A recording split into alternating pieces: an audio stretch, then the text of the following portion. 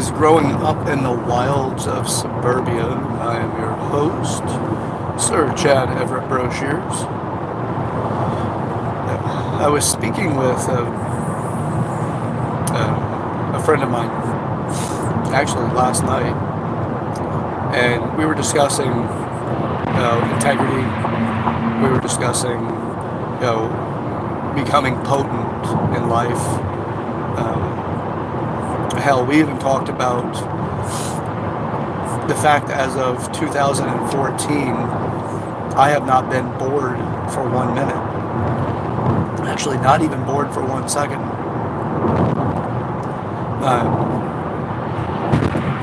Now, prior, it was just figuring out ways of occupying your mind. It had something to do with like what you were doing at the moment, whatever, or just daydreaming. But I found prior to that I would find boredom, and it kind of hit me about I have not been bored at all, not even for a second, since 2014. It's currently almost 2022. Days, a week of something away, a week and 2 days. I haven't been bored, not once. As we're talking about it, we kind of went from there into like how I've remained, engaged and not bored. And we got back on the subject of relationships. This gentleman he's in his 20s, and we discuss things like, the lion phase of the human being, the lion, like large, feline, not, dishonest, large. And so we were discussing multiple things, like asking 6 questions that you ask this of people that are close to you in your life to give you an opportunity to realize who you are to them. We discussed that, and then we got to natural flow, got us into romantic, intimate relationships. He had shared with me that he had went through a pretty significant breakup, one that was teaching a lot of lessons for him, and that he's still in the process of healing. And so we discussed, and I used an analogy about farming. Now, this analogy may not work for a lot of people because we've gotten so far away from growing our own food and being self-sufficient. We've gotten a ways away from that. But I'll give you a little bit of history on a control mechanism that the Roman Empire used on their conquered people. So when they would conquer people that were not part of the Roman Empire, but they later became subservient to them, they would, once they defeated their enemy, whoever these people were, they would salt the earth. And it is what it sounds like. They would take and put salt on their fields and their ripe soil that would be used to grow crop. They would salt it. And the reason for this is it makes it so that earth no longer will grow plants, right? It won't grow the crop that they want. Now, the reason why the Roman Empire did this, to further the little insight here, is they did it because they didn't want their current defeated foe, however insignificant they were to the Roman Empire, they didn't want them to be able to strengthen themselves in a way that would be able to give them a formidable force later, whether they joined with others or they themselves grew to such a force that they could end up defeating the Romans. And then once they salted the earth, they gave them options as far as how to be be a supporter and be a serf to them. And part of that would be helping make sure that they could feed their families if they just did what they were supposed to do. So it was a control mechanism. But it was intended to make it so that the earth would not bear crop. Now in relationships, we have this option. What we do is when we're bitter, we build up salt. So the more bitter you are, the saltier things get, right? It's just, you've heard that before, I'm sure. You seem a little salty. Now, I'm using this because you can take what is so beautiful and wonderful about a previous relationship, something that you absolutely cherish, the thing that you loved about that relationship, however much of that love that you had, or the enjoyment that you had about the relationship. You take all of that, and then when the relationship's over, there's the missing or the longing for that, and then you basically, it's set ablaze, right? It turns to ash in your hands. Now, what you're called now has that turned to salt that you'll put into the fertile soil to destroy it for future opportunities, or to reduce the crop, that you could yield out of it. So the ash aspect of it is you can turn that back into the soil. But the deal is that, especially for human beings, it seems that we find it so much easier to use fistful of salt, because it's being bitter about the end of a relationship, and angry, or however upset you are, whatever it is just easier to salt the earth. To say, you know what, never again. It's easier to go down that path, to say, you know what, that person was a villain, that person did me wrong, that person did whatever, and not even explore on the other side what was the motive behind what they did, whatever it was. It doesn't matter what it was, just whatever it was, understanding the motive. What was the overall intent? There's so much that is not understood, right? Now, was there a drastic misunderstanding? Did I understand the entirety of what happened? Did we communicate in such a way that what I believe happened is what happened? We don't typically go that route. Now, I do, because I want the work. This gentleman is also in that world. Like, he finds what I do. He's part of this mentorship process. He and I we talk, and then that conversation and the conversations that we have is the work that both I need to put in, the same thing for him, so that he's developing himself. And all this is just insights and thinking. The work is predominantly that. There's some outward stuff that you have to do, but a lot of it's like reorganizing who you are. So, we're talking more about it. I was like, just think about it like this. Excuse me. It's like, think about it like this. People walk around. We've heard the term baggage. Baggage is just this emotional carryover that we just bring with us. And then we have an expectation that whoever we're interacting with at some point in time, based off of specific characteristics, that individual is going to likely do something to you. Now, those characteristics could just be simply what you yourself are feeling in the relationship, but they've shown nothing outwardly. But you're just so used to, whenever you get to a certain place in a relationship, you're feeling good enough about what's going on, you're enjoying who you're with. So, and then all of a sudden you're like, last time I felt this way, I got hurt. And then there's the, let me get away from that and pull away from this thing. And then there's, the let me pull away comes by a signifier of this person's going to do X, Y, or Z. It's like burning your hand on a stove. It's pain. You want to watch out for it. The thing about it is that you can mature through it, and that would be turning the soil in the farming analogy. It's either you turn salt into the earth, or you turn the fresh soil on top that is from the previous relationship. What's left over, you put it into the soil. Now, it's harder to do that, just like a farmer. Again, if you're not familiar with it, look it up on YouTube or wherever, that you can just get videos of like how it's done. You'll find it. Now go back to the point where we didn't have all this.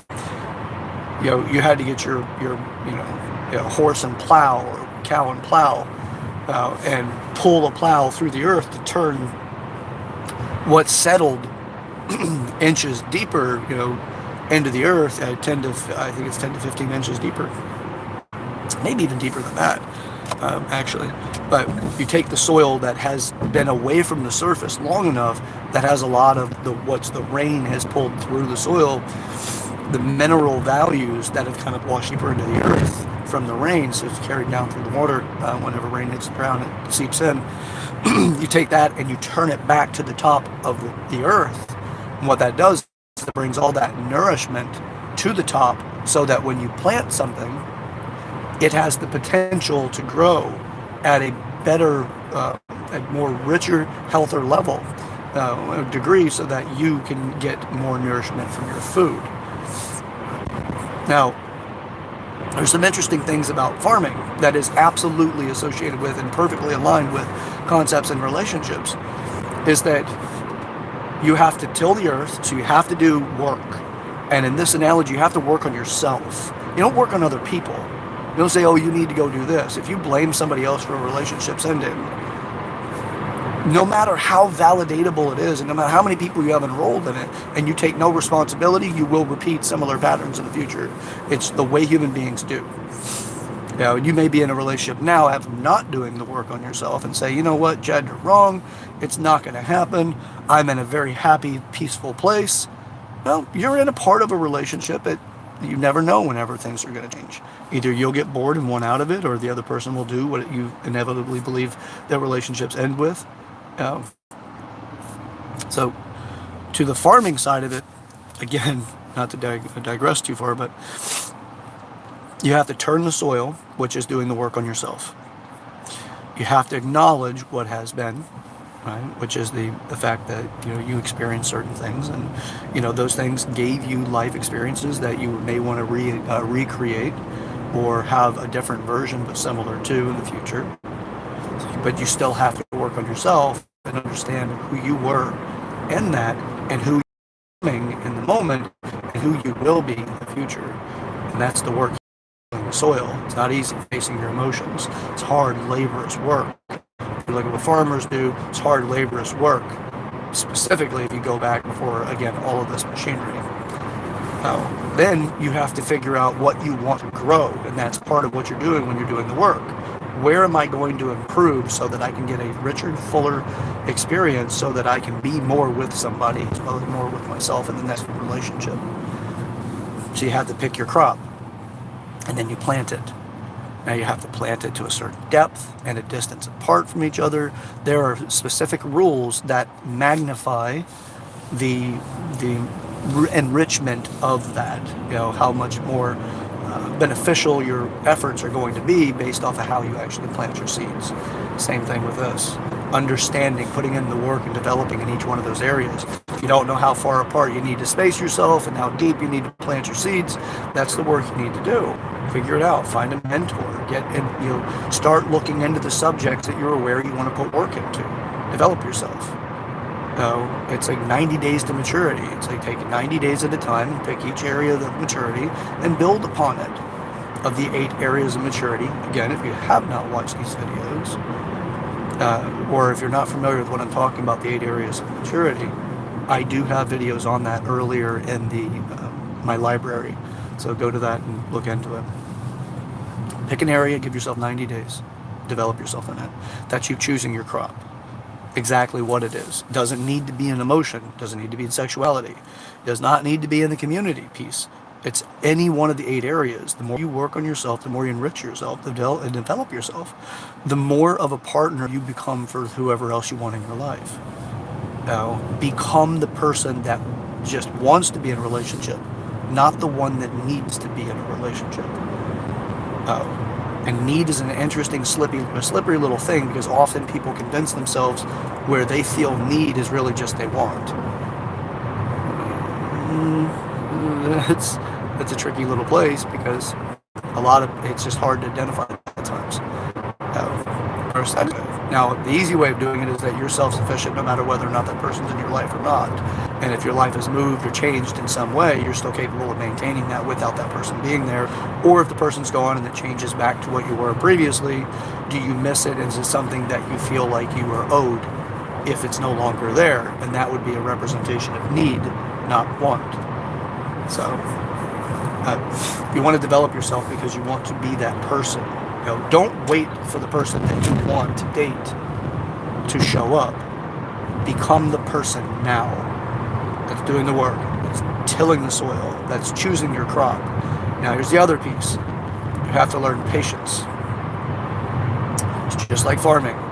You don't till the crop, till the land, you don't plant the seeds, and then expect to see your crop growing by the end of that day or the next day. It doesn't work that way. Everything grows at its own pace. Patience is a huge and beneficial virtue because of what it does to us as a human being. You have to have patience.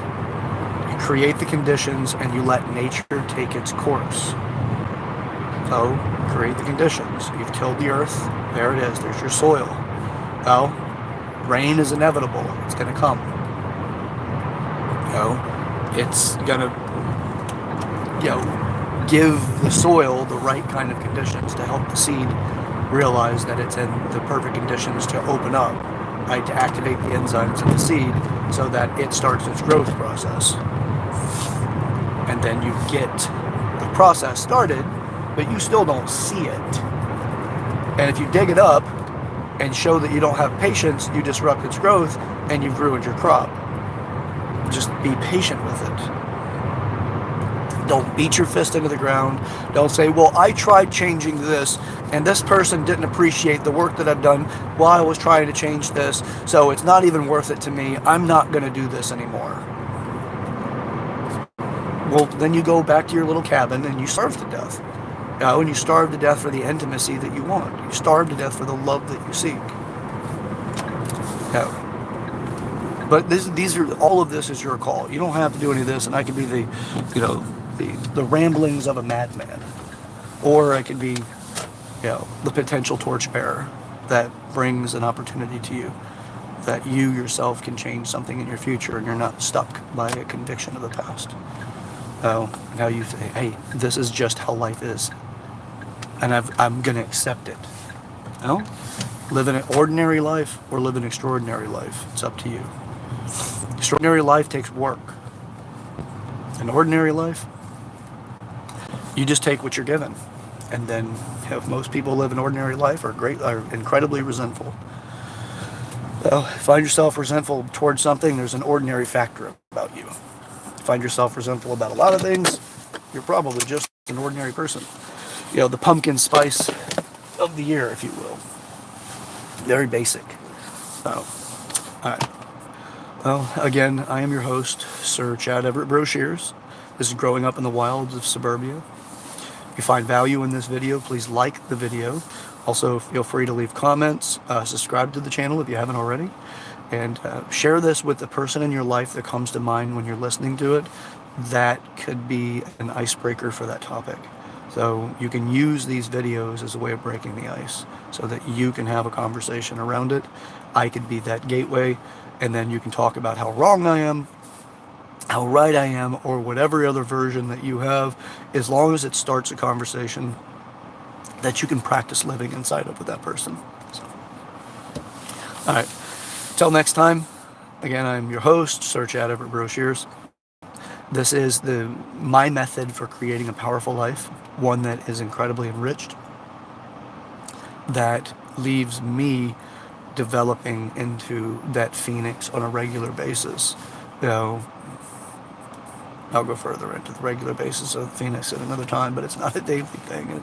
But anyway, but by all means, please use this for yourself as well. I want to see people achieve what they want to achieve in life. This is not an easy process. It can get kind of sticky at times, but ordinary is easy. Being extraordinary is not. Make yourself into a diamond. Make yourself into something so precious other people want to be around it, and that you yourself are valuing you. Know your worth, but develop it.